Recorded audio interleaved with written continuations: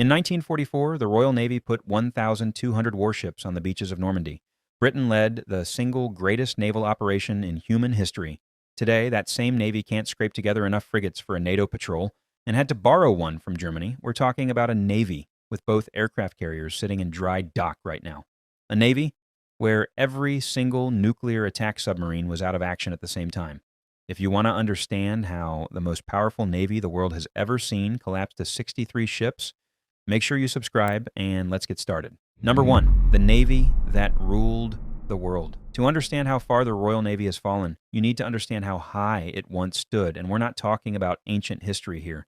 We're talking about living memory. On the 3rd of September 1939, the day Britain declared war on Germany, the Royal Navy was the most powerful fleet on the face of the earth. 15 battleships, 7 aircraft carriers, 66 cruisers, 184 destroyers, 60 submarines, over 1,400 vessels in total, crewed by 200,000 men, operating from naval bases on every inhabited continent.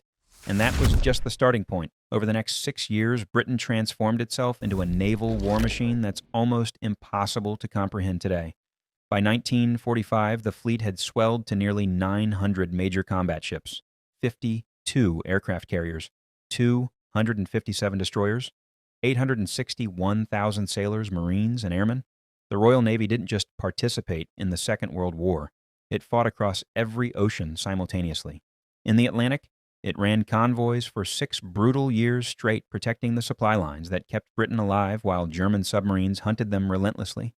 3,500 merchant ships were lost. Thousands of sailors drowned in freezing water, but the convoys kept coming and Britain didn't starve. In the Mediterranean, it launched the strike on Taranto, where carrier-borne aircraft crippled the entire Italian fleet in harbor in a single night.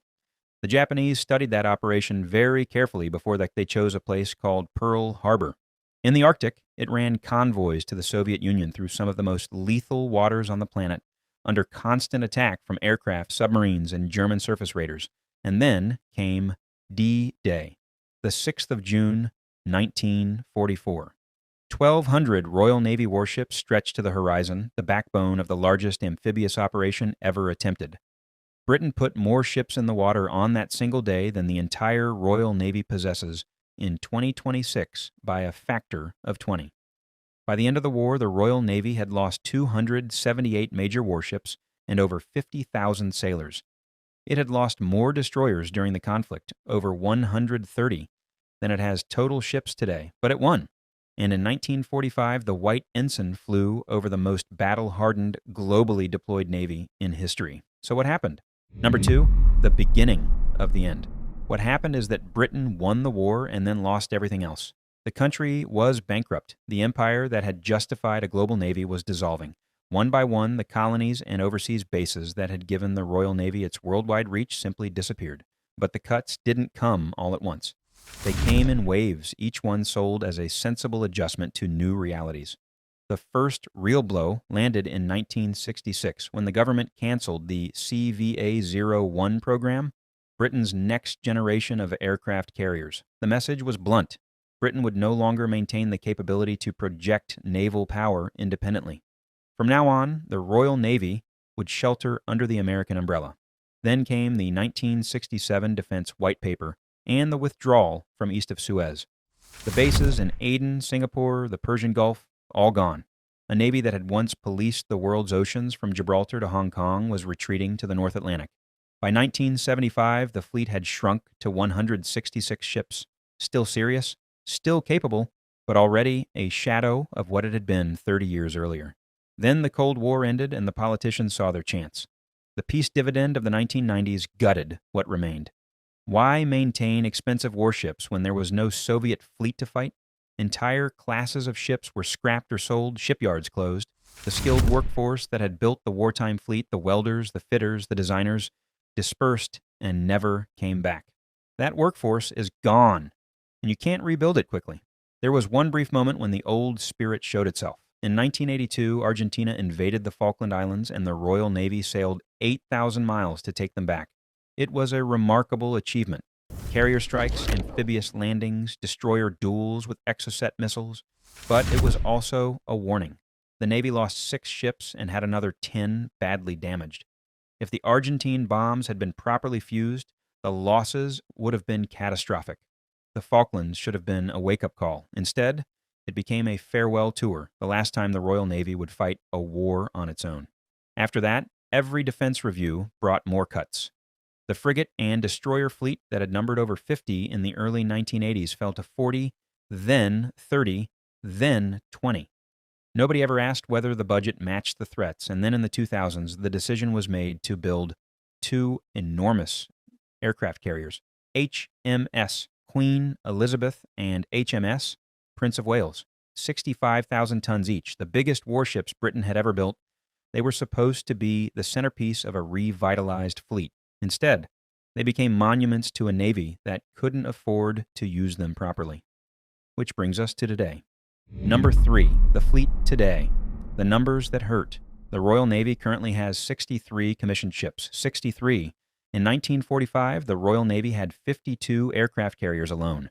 Today, the entire fleet, carriers, destroyers, frigates, submarines, patrol boats, everything, is 63. But the overall number is bad enough. The details are worse. Let's start with those 2 grand carriers. HMS Queen Elizabeth is sitting in a Scottish dry dock, months behind schedule on a refit, and nobody can say with confidence when she'll sail again. At last count, she'd been out of action for over 450 days. HMS Prince of Wales is technically available, but she spent only 21% of her entire commission life actually at sea. A warship that spends 4/5 of its existence tied to a wall. And here's something that should make anyone watching this stop and think. Britain doesn't even have enough aircraft for 1 carrier, let alone 2. The plan back in 2012 was to order 138 F-35B fighter jets. That got cut to 48. Then only 34 were actually delivered, and no more have been ordered. Each carrier needs 36 aircraft for wartime operations. Britain owns 34 total. They can't fill a single carrier. The Royal Air Force has had to step in and share its own jets just to make 1 carrier deployable. Now look at the destroyers. Britain has 6 Type 45 destroyers designed specifically for fleet air defense. They carry the Sea Viper missile system, which is genuinely formidable. Right now, as of early 2026, exactly 1 of them is deployed. HMS Dragon is in the eastern Mediterranean. The rest are either in maintenance or waiting to have their engines completely replaced because of a design flaw that's plagued the class since they were built. HMS Daring, one of those 6, has spent more time in repair than at sea since 2012. That's not a glitch. That's a pattern. Then there are the frigates, 7 Type 23s, most of them over 25 years old, and not all operational. The replacements, the Type 26 and Type 31 programs, are running years behind schedule. The first Type 26 was supposed to commission in 2026. It won't be ready until 2028 at the earliest. There's a growing gap where old ships are retiring and new ones simply haven't arrived. And then there's the submarine situation, which is where things get truly alarming. The Royal Navy has 6 Astute-class nuclear attack submarines, 6. And as of early 2026, only 1 is at high readiness. 4 others are stuck in maintenance and refit cycles. And the 6th? She's in Australia, helping the Australians learn how to operate nuclear submarines as part of the AUKUS program. In 2024, for a period of months, not a single Astute-class submarine was operational. None.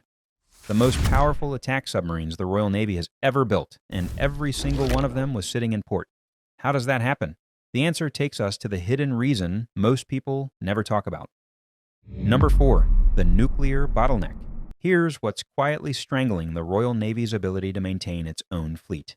In the 1990s, after the Cold War ended, Britain retired all of its airdropped nuclear bombs. The logic made sense at the time. The Soviet Union was gone. Submarines offered a more secure and survivable platform for nuclear weapons than aircraft.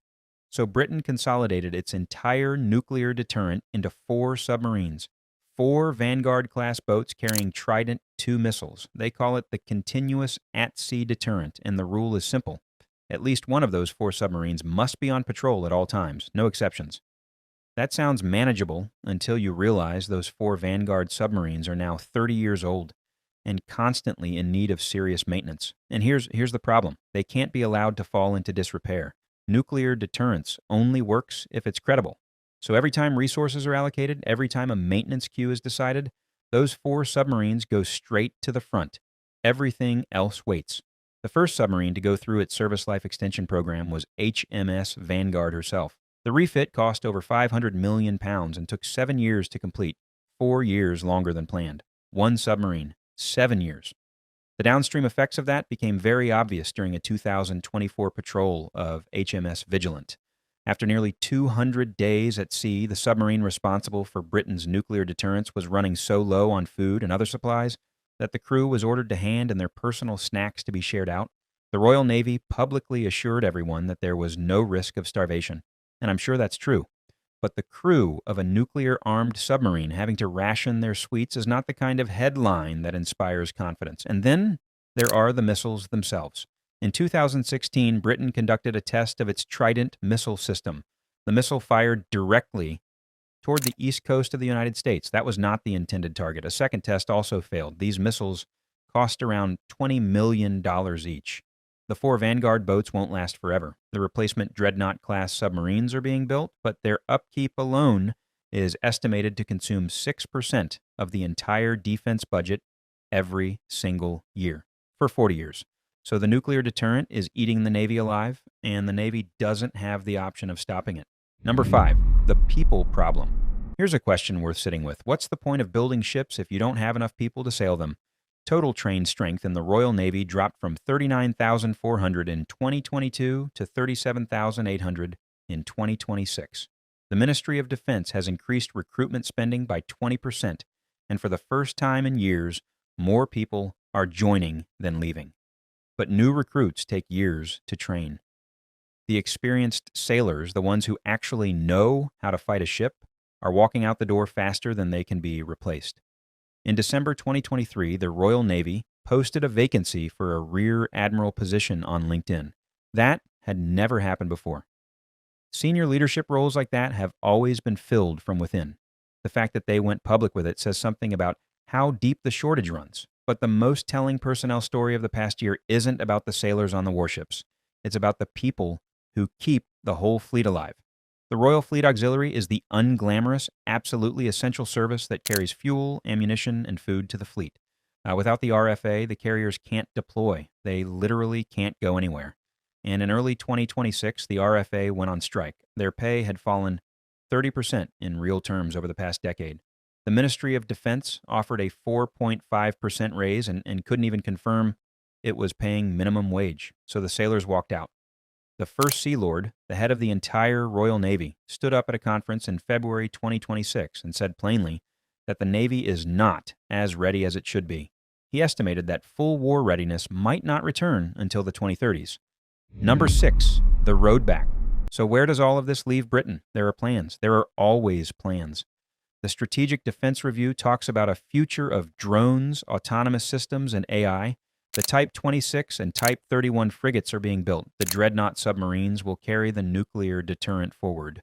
And the recent performance of British ships in the Red Sea showed that the men and women still in this Navy know their trade.